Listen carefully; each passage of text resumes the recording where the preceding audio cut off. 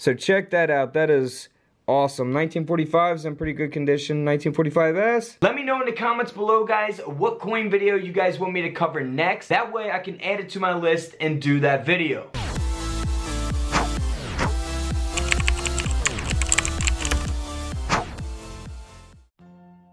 Welcome back to Couch Collectibles. Hope you guys are having an awesome day. In today's video, we're going to be looking at some rare silver dimes, Mercury dimes, that are worth money. We're actually going to be looking at the 1942 Mercury dime, how much they have sold for, and what different types of errors you can look for on these coins that can make them valuable. And don't forget to go check out couchcollectibles.com. It is in the description along with the P.O. box. If you guys want to send letters or anything like that, feel free to do so. It's all down in the description of every single video. Alright, so before I show you my Mercury silver dime collection, let's start off here with how many they made of each one. So the 1942 no mint mark, the D mint mark, and the S mint mark are what we have for the 1942 dime. You can see how many they produced of each one over to the right. Now you can see over 205 million for the no mint mark, so they produced a lot of those. They're fairly common coins.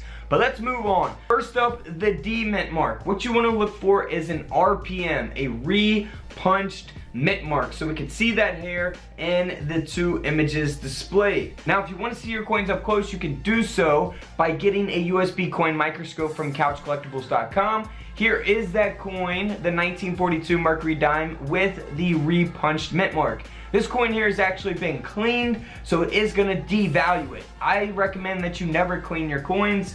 That's just my opinion. I think you're going to devalue them if you do so.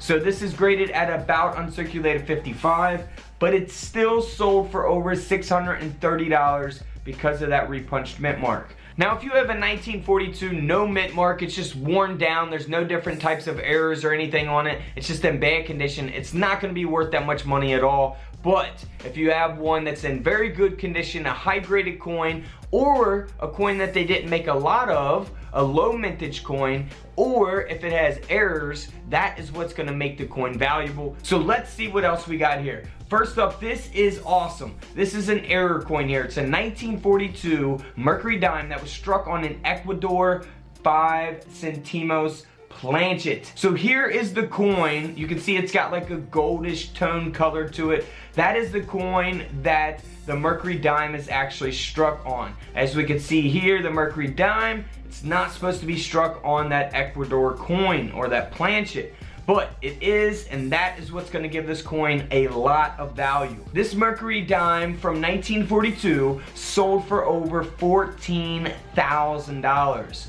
$14,000. Here's the 1942D. Now this one doesn't have any types of errors or anything like that. It's just a very high grade mint state 68. It also does have full bands. If you're not familiar with full bands, I've done a whole video on that, so be sure to go check those out. I explain what full bands are in those other Mercury dime videos. Now this coin here sold for over $5,700. $5,700 dime. Alright, are you ready? My favorite type of error that takes place on the 1942 Mercury dime is the 2 over the 1. The 1942 over the 1941, look at that 2 over the 1. That is just amazing. If I found one of these, I would go crazy, because some of these do sell for some big prices, especially if it's a high graded coin.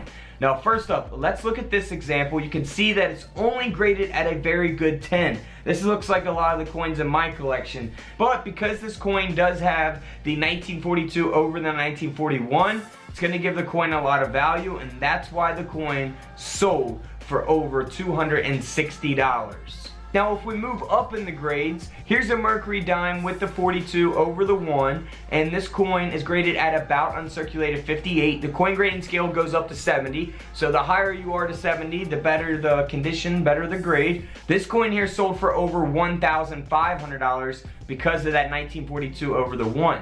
But if we even go to a more expensive coin, you see that this one's got the 1942 over the 1.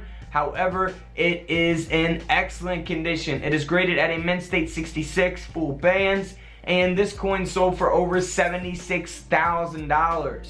So you go from a couple $100s to over $70-something thousand just because of the grade of the coin, which is absolutely like crucial. The condition of every coin is like crucial to its value. So here's another 1942 over 41 just to show you guys a very fine 30. This coin sold for over $380. Here's one that actually sold on eBay, and you can see that the bids were over $300 on that.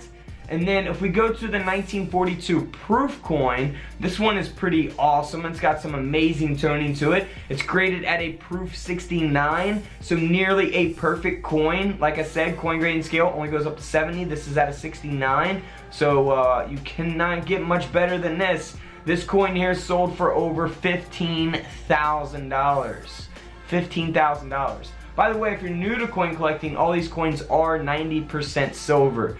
Now, this is the 1942S San Francisco minted Mercury dime that has the high grade, it has the full bands, and because of that, this coin sold for over $3,500. Alright, so if you look at my coins, see, they're not in the best condition, but my goal, like I say in all my videos, my goal is to fill up my books. I don't really care what the coin, I mean, I want to make, obviously, it look as best as I can, but I'm not looking for, you know, all mint stated coins, because that would cost a fortune to have to fill up all these books in like mint stated graded coins. So this is what I got right now. These are the ones that I'm missing, as you can see here, 1928D, 26S, and then those are the ones that I got. So if you guys want to send any Mercury dimes, feel free. I'll send you a Couch Collectibles bracelet or something. I don't know. Email me. We'll make a trade or something. Alright, here we go. Look, 1942, the 2 over the 1. Don't have it.